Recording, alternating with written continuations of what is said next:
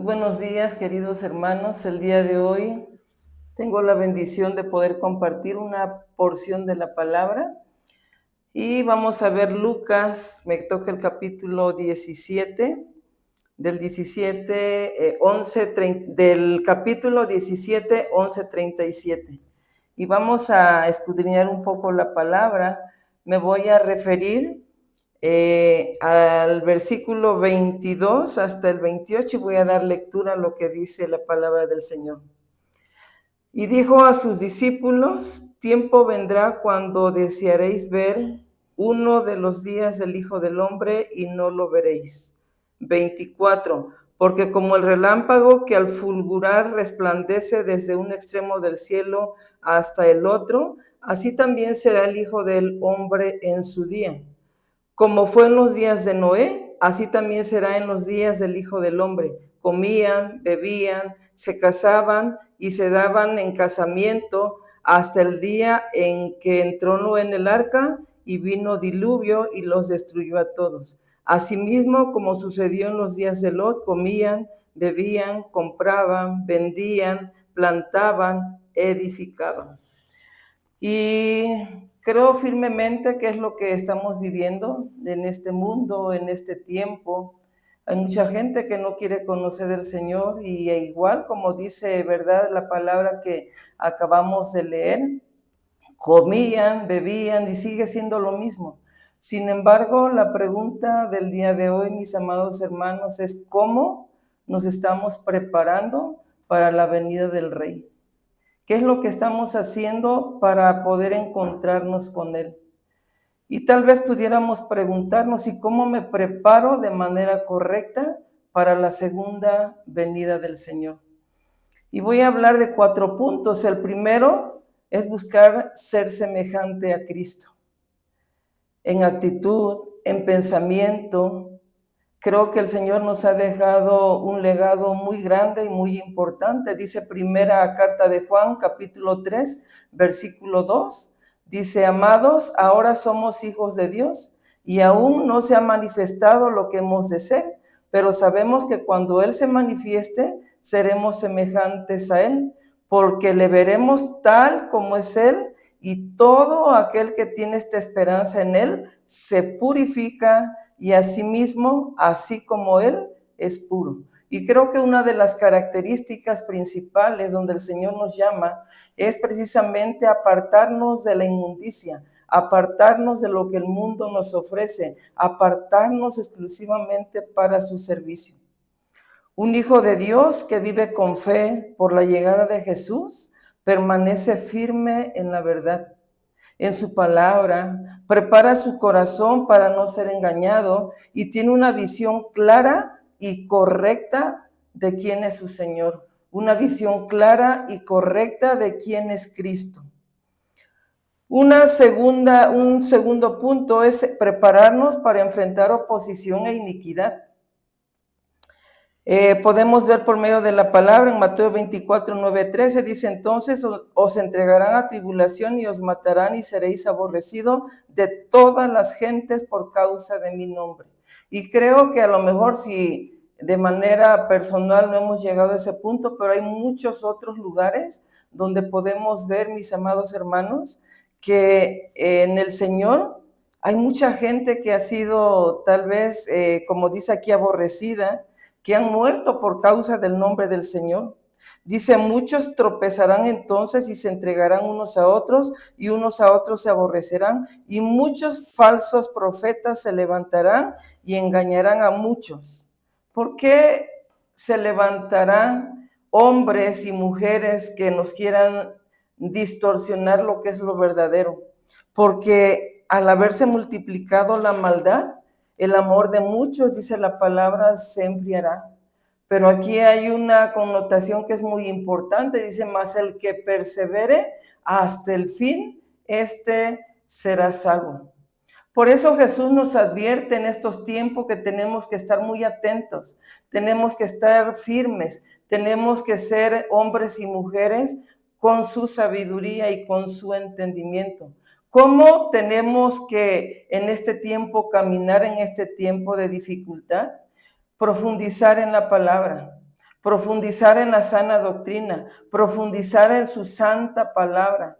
¿Para qué tenemos que profundizar? Para no ser arrastrado por el engaño satánico y las falsas enseñanzas. Por supuesto que debe haber profundidad en la palabra del Señor, pero también tenemos que entender que cuanto más conozcamos la palabra del Señor, debemos de tener una actitud de humildad. El segundo punto, aparte de profundizar en la palabra del Señor, no ceder a la intensa oleada de iniquidad. ¿Qué nos ofrece el mundo?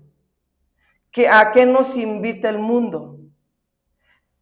En nuestros días hay personas, y lo podemos ver, que nacieron hombres y dicen que son mujeres o viceversa, y distorsionan lo que es bueno, distorsionan lo que la palabra dice que es lo correcto. Sin embargo, podemos ver que dice la palabra, hay de los que a lo malo le dicen bueno y a lo bueno le dicen malo, que hacen de la luz tinieblas y de las tinieblas luz, y ponen lo amargo por dulce y lo dulce por amargo.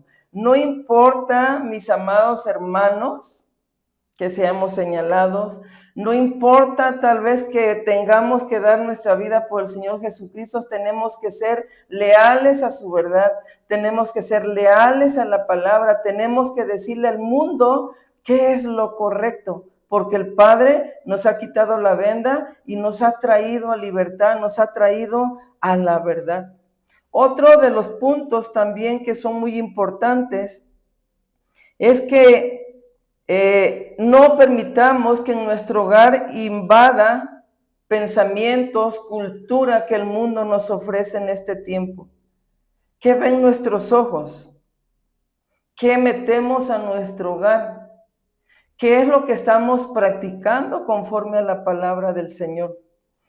Dice Isaías 5:20, pues la voluntad de Dios es vuestra santificación, que os apartéis de fornicación, que cada uno de vosotros sepa tener su propia esposa en santidad y honor, no en pasión de concupiscencia, como los gentiles que no conocen a Dios.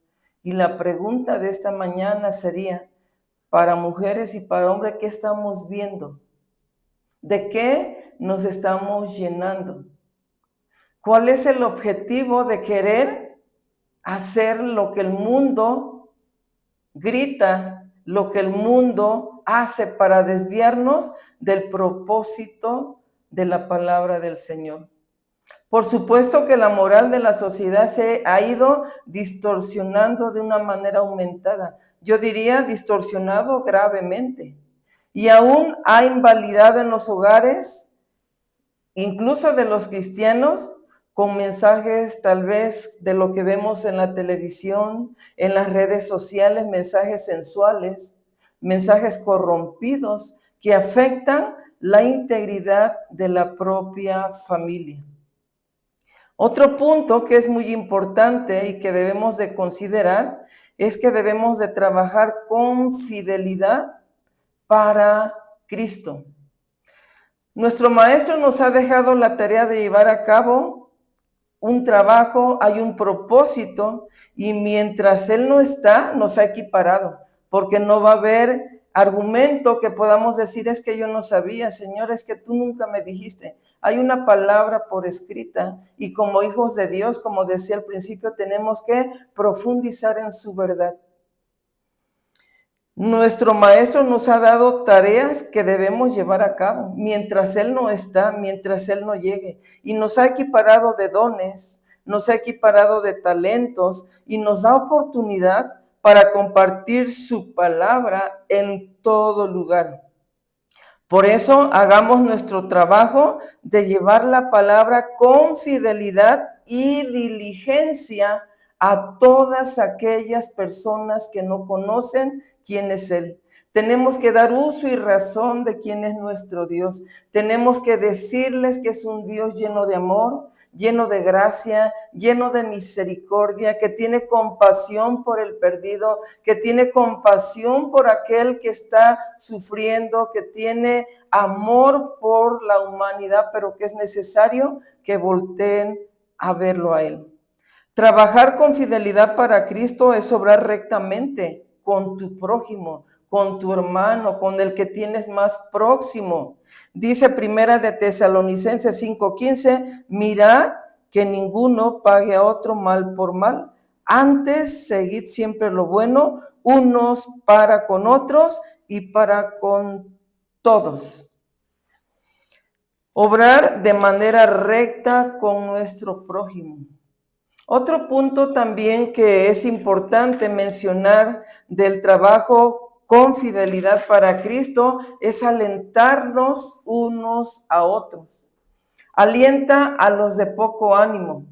También nos rogamos, hermanos, que amonestéis a los ociosos y alentéis a los de poco ánimo y que sostengáis a los débiles y que seáis pacientes para con todos. Primera carta Tesalonicenses 5:14. Otra forma en cómo podemos trabajar con fidelidad para Cristo es predicando la palabra.